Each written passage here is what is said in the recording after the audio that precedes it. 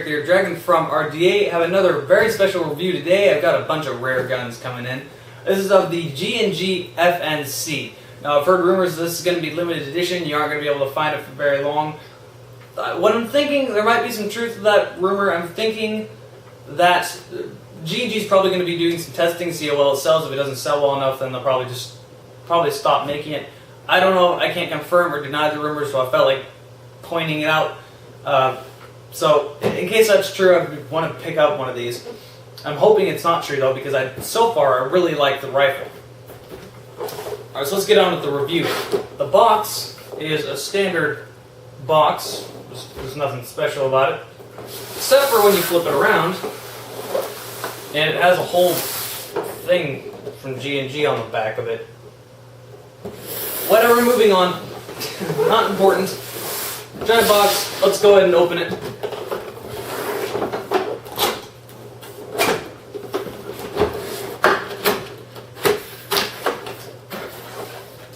And here you go. That's what it looks like opened. It has kind of a plastic mold. What the gun comes with is an instruction manual that actually has no Chinglish in it, which is surprising, but at the same time not surprising. Comes with a non-jamming rod. The BBs that are safe to use, go ahead and use these all you want. G&G makes some pretty nice BBs. It does not come with a charger or battery. It just comes with these little things that say optional, like it's trying to tease you. Comes with a 450 round high capacity M4 magazine, which this gun uses standard M4 mags. And then you got the gun itself, which is a very nice gun. Alright, so the box is out of the way. Let's continue on with the review. So the gun weighs quite a bit. A few pounds, well, I wouldn't say a few pounds, maybe 1 pound more than the standard assault rifle would. So note it's going to be a little bit heavier. Obviously I recommend using slings, but you're going to be using the slings to support a lot of the weight half of the time. There is 2 sling mounts. There's one in the front right here that swivels around so left or right-handed users can use it. And there's another sling mount in the back. Just on this side, it's a little tiny ring next to the stock right here. This gun is mostly right-handed friendly since it's an older design rifle.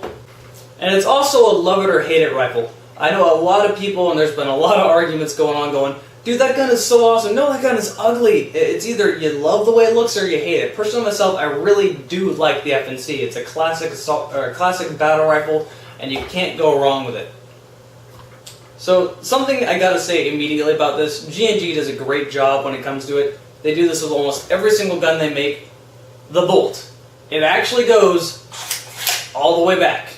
And it goes back a long way. If this gun were real, it'd be able to charge a 5.56 or a 223. Obviously, you can't do that with an airsoft gun. But I don't know how well the mic's gonna pick it up, but that sounds really nice. Very heavy spring, very solid material. So let's go over the quality externally of the gun. So it's almost all metal. The only part of it that is plastic is the grip and the foregrip up here in the front. And these are both very durable polymer.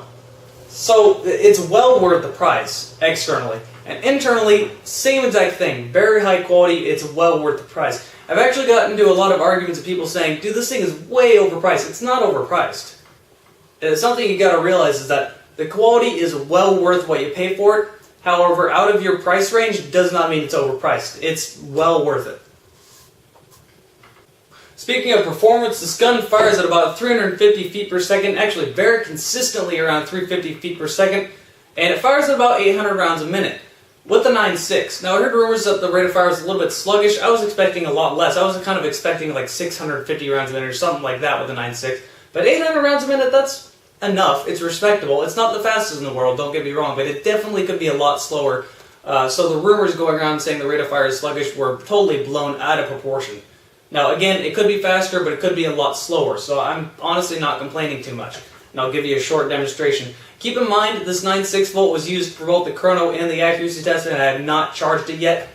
So semi-automatic, full auto.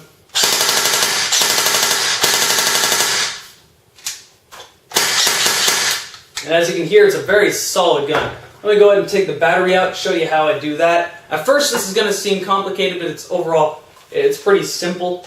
Move it this way so you can see what I'm doing here. There's a little thing up here that you flip upward. Then there's a piece, a metal piece, you pop off of the foregrip. Just like that. It's usually not that hard to pop off, but I have a battery in it. And I like how they did this though, because there's no pieces to lose. You don't pull out a pin and then lose it somewhere. All the pieces are right here on the gun. There's two little posts after you do that. You simply push in the pins. You don't pull it out, you push them in, and then the foregrip will come right off. Like so. And this is where you house the 9.6 volt mini-type battery. Lots of space. You shouldn't have to worry about cramming any wires or anything at all. So they did overall a very good job with the battery compartment. And now to put it back together, you do the same exact thing, just in reverse order. And I skipped through the battery installation just to save time on this review. This gun doesn't feature any trademarks. However, there is actually one trademark on the magazine. It simply says 5.56 by 45, which is the size of the real round that the actual FNC uses, the 5.56 round, which the civilian counterpart to that is the 223. The stock can be folded over by pushing down on it, and I'm going to do this off the table. Simply pushing down and then folding over. It will reduce the length of the gun. However, obviously you're really never going to be taking this into CQB. The only time I actually see you folding the stock is if you just get in a bad situation. But you can fold the stock if you need the gun to be a lot shorter. It cuts off quite a bit of length. And you fold it back out, you push down on it, and pull it out. Like so. The sights are pretty simple, post and ring sights. They are very, very good though. They're very easy to use, and they do help you aim a lot, obviously. Go over to the selector switch on this side. Selector switch is a little bit disappointing. There is safe, semi-automatic, and then it shows a 3 for 3-round burst, but there is no functional 3-round burst. It is just full auto, and if you want to, you can push it up further to the regular full auto slot. However, I do like that they at least put the 3-round burst there instead of ignoring it like on a lot of the MP5s, because it gives you the option, if you're good at doing a lot of tech work, to actually add your own 3-round burst there. But I do wish that it did come with a 3-round burst. That's a little bit of a bummer. I do like how they did a little bit of realism with adding it in, but it's almost like teasing you. It's like, yeah, you want it, well, too bad, you can't have it. The magazine releases a simple button like your M4 on that side, and it's a free-falling mag.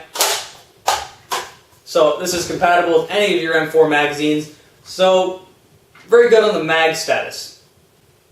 I was talking about performance earlier. This gun is deadly accurate. It is very accurate. I did not have enough room to test how accurate it was.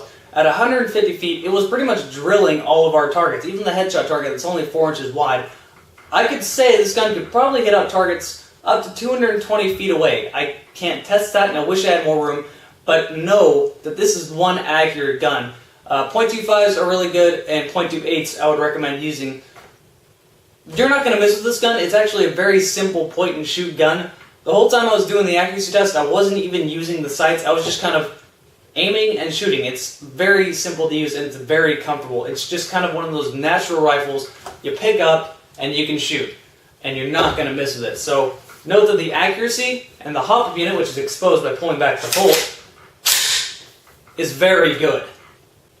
This gun also features a widened trigger guard, so if you have gloves, you can easily pull the trigger and not have any hindrances in your way. Alright, now I've covered everything on this gun. If you want to buy this gun, there's a link down below to RDA's website. There's also a link below to RDA's forum. You can talk to the community. So with that said, that has been RDA's review of the G&G FNC.